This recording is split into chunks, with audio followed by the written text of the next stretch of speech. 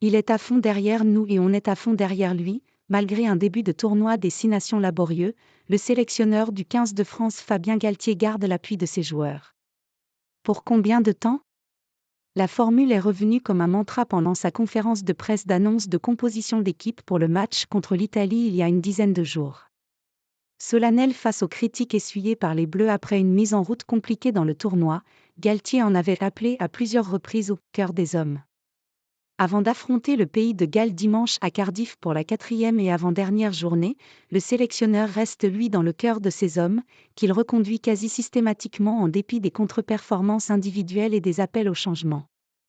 Peut-être qu'à une autre époque, ils auraient changé la moitié de l'équipe après une défaite aussi cinglante que celle subie d'entrée contre l'Irlande, 38-17, relevait le week-end suivant Gaël Fickou à l'issue du succès arraché en Écosse, 20-16. Toute la semaine, au lieu de nous tirer dessus, Fabien nous a sublimés, poursuivait l'expérimenté 3/4 centre, 29 ans, 88 sélections. Malgré la difficulté, la pression de la presse, la pression de tout le monde, il ne lâche pas ses joueurs parce qu'il croit en nous.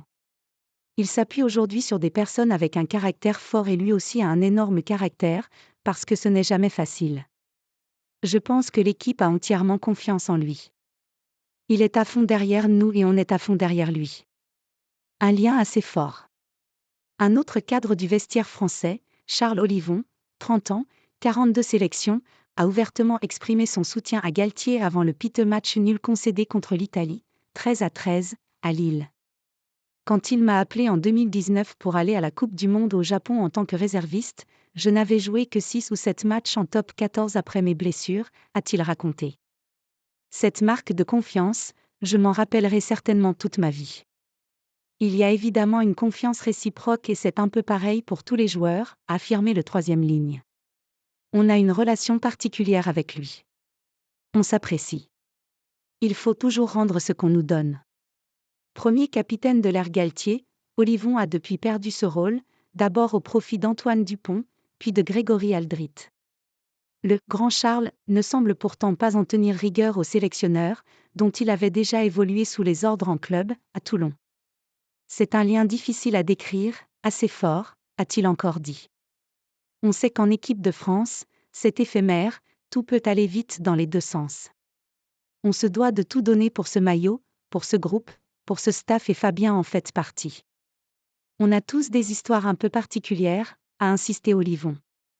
On est ensemble depuis le début et on ira au bout tous ensemble.